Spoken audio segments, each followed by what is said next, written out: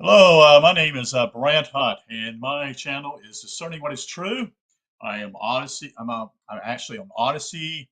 I'm actually on YouTube, and I'm also on Facebook with my name simply being Brant, B-R-A-N-T, last name being Hunt. I'm going to be continuing my readings from this particular book here, of chapter 9 and 10. Chapter 9 is dealing with what we call propaganda in social service, which is a very short chapter. And then chapter 10 is going to be dealing with art and science. In fact, chapter 9, I think, is about 5 pages long. So that's the reason why I put both these chapters together, because they're not really long chapters. So let's get into the meat here. Hope you guys are doing well here and continue on. Chapter 9, Propaganda and Social Service. The Public Relations Council is necessary to social work, and since social service by its very nature can continue on by means of the voluntary support of the wealthy, it is obliged to use propaganda continually. The leaders in social service were among the first consciously to utilize propaganda in its modern sense. The great enemy of any attempt to change men's habits is inertia. Civilization is limited by inertia. Our attitudes towards social relations, towards economics, towards national and international politics continues past attitudes and strengthens them under the force of tradition. Comstock drops his manual of prophesizing morality on the willing soldiers of Sumner. Penrose drops his mantle on Butler, Carnegie his on Shorts, and so ad infinitum. Opposing this traditional acceptance of existence ideas is an act of public opinion that has been directly consciously into movements against inertia. Public opinions was made on change formerly by tribal chiefs, by kings, by religious leaders. Today, the privilege of attempting to sway public opinion is everyone. It is one of the manifestations of democracy, and anyone may try to convince others and to assume leadership on behalf of his own theses. New ideas, new presidencies are continually striving for a place in the scheme of things. Continue. The social settlement, the organized campaigns against tuberculosis and cancer, the various research activities aiming directly at the elimination of social diseases and maladjustments, a multitude of altruistic activities which could be cataloged only in a book of many pages, have need of knowledge of the public mind and mass psychology if they are to achieve their aims. The literature on social service philosophy is so extensive and underlying principally so fundamentally that only one example is necessary here to illustrate the technique of social service propaganda. A social service organization undertook to fight lynching, Jim Crowism, and the civil discrimination against the Negro below the Mason-Dixon line. The National Association for the Advancement of Colored People had the fight in hand. As a matter of technique, they decided to dramatize the year's campaign in an annual convention which could concentrate attention on the problem. Should it be held in the north, south, west, or east? Since the purpose was to affect the entire country, the association was advised to hold it in the south, for said the propagandists, a point of view on southern questions emanating from southern center would have greatly authority than the same point of view issuing from any locality, particularly when the point of view was at odds with the traditional southern point of view. Atlanta was chosen. The third step was to surround the conference with people who were stereotypes for ideas that carried weight all over the country. The support of leaders of diversified groups was sought. Telegrams and letters were dispatched to leaders of religious, political, social, and educational groups asking for their point of view on the purpose of the conference. But in addition to these group leaders of national standing, it was particularly important from the technical standpoint to secure the opinions of group leaders of the South, even from Atlanta itself, to emphasize the purpose of the conference to the entire public. There was only one group in Atlanta which could be approached. A group of ministers had been bold enough to come out for greater interracial amity. This group was approached and agreed to cooperate in the conference.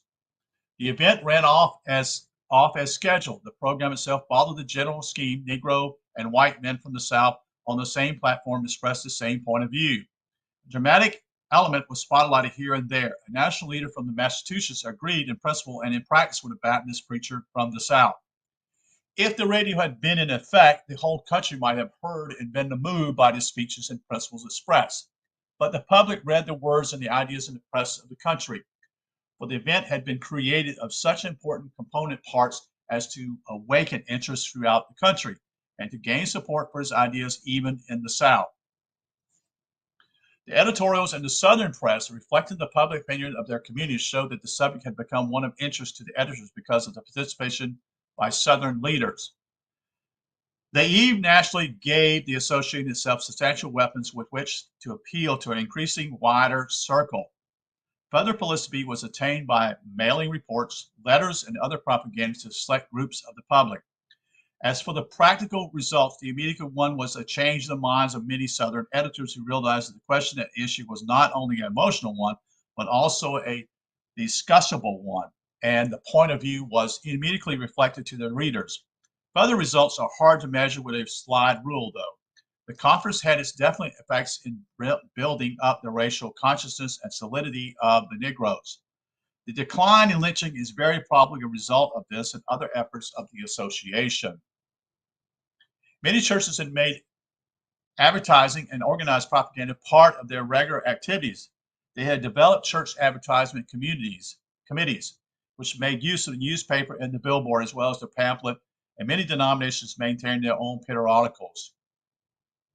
The Methodist Board of Publication and Information systematically gives announcements and releases to the press in the magazine. But in a broader sense, the very activities of social service are propaganda activities. A campaign for preservation of the teeth seeks to alter people's habits in the direction of more frequent brushing of teeth. A campaign for better parts seeks to alter public opinion in regard to the desirability of taxing themselves for the purchase of park facilities. A campaign against tuberculosis is an attempt to convince everybody that tuberculosis can be cured, that persons with certain symptoms should immediately go to the doctor, and the like. A campaign to lower the infant mortality rate is an effort to alter the habits of mothers in regard to feeding, bathing, and caring for their babies. Social service, in fact, is identical with propaganda in man's cases. Even those aspects of social service which are governmental and administrative rather than charitable and spontaneous depends on wise propaganda for their effectiveness. Professor Harry Elmer Barnes, in his book, The Evolution of Modern Penology in Pennsylvania, states that improvement in penology administration in the state are hampered by political influences. The legislature must be persuaded to permit the utilization of the best methods of scientific penology, and for this, there is necessary the development of enlightened public opinion. Until such a situation has been brought about, Mr. Barnes states, progress in penology is doomed to be sporadic, local, and generally ineffective. The solution of prison problems then seems to be fundamentally a problem of consciousness and scientific philosophy. Social progress is simply the progression of education and enlightenment of the public mind in regard to its immediately and distant social problems. That's chapter 9. Chapter 10, Art and Science. In the education of the American public towards greater art appreciation, propaganda plays an important part, which art galleries seek to launch the canvases of an artist that should create public acceptance for its works. To increase public appreciation, a deliberate propagandizing effort must be made. In art, as in politics, diminish the minority rules. I'll say that again. In art, as in politics, the minority rules, but it can rule only by going out to meet the public on its own ground, by understanding the anatomy of public opinion and utilizing it. In applied and commercial art, propaganda makes greater opportunities for the artist than ever before. This arises from the fact that mass production reaches an impasse when it competes on a price basis only. It must therefore, in a large number of fields, create a field of competitive basis on aesthetic values. Business of many types capitalize the aesthetic values, that is. Business of many types capitalizes on the aesthetic sense to increase markets and profits, which is only another way of saying that the artist had the opportunity of collaborating with industry in such a way as to improve the public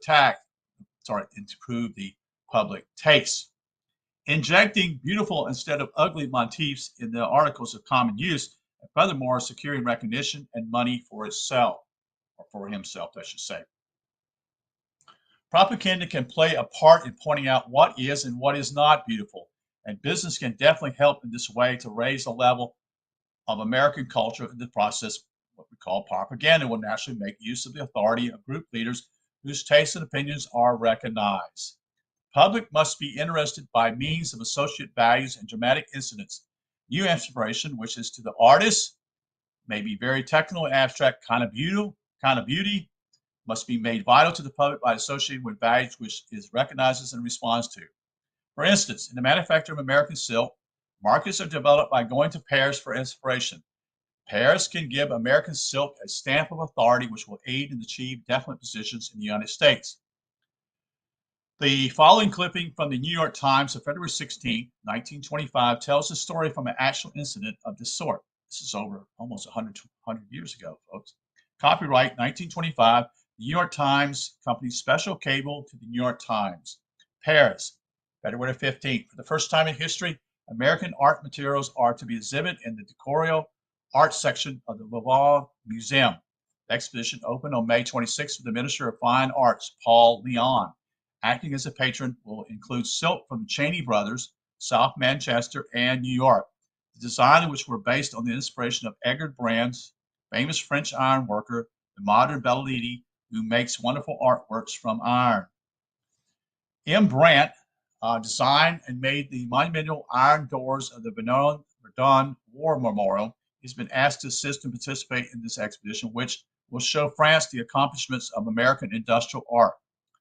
30 designs inspired by Edgar Brandt's work are embodied in 2,500 yards of printed silks, tinsels, and cut velvets in 100 colors. These prints, Propagnada, are the first textiles to show the influence of modern master M. Brandt. The silken fabrics possess a striking composition showing characteristics of Brandt's motif, which were embodied in the tracery of large designs by Chinese artists who succeeded in translating the iron into silk, a task which might appear almost impossible. The strength and brilliancy of the original design is enhanced by the beauty and warmth of the color. The result of the ceremony was a prominent department store in New York, Chicago, and other cities asked to have this exhibition. They tried to mold the public taste in conformity with the ideas which had the approval of Paris. The silks of Cheney Brothers, a commercial product produced in quantity, gain a place in public esteem by being associated with the work of a recognized artist and with a great art museum. The same can be said of almost any commercial product susceptibly of beautiful design. There are a few products in daily use, whether furniture, clothes, lamps, posters, commercial labels, book jackets, pocketbooks, or bathtubs, which are not subject to the law of good taste. In America, whole departments of production are being changed through propaganda to fill an economy as well as aesthetic need. Manufacturing is being modified to conform to the economic need to satisfy the public demand for more beauty. The piano manufacturer recently engaged artists to design modernist pianos. This was not done because there existed a widespread demand for modernist pianos. Indeed, the manufacturer probably expected to sell few. But in order to draw attention to pianos, one must have something more than a piano. People at tea parties will not talk about pianos, but they may talk about the new modernist piano. When Secretary Hoover, 3 years ago, was asked to appoint a commission to the Paris Exposition of Decorio Art, he did so.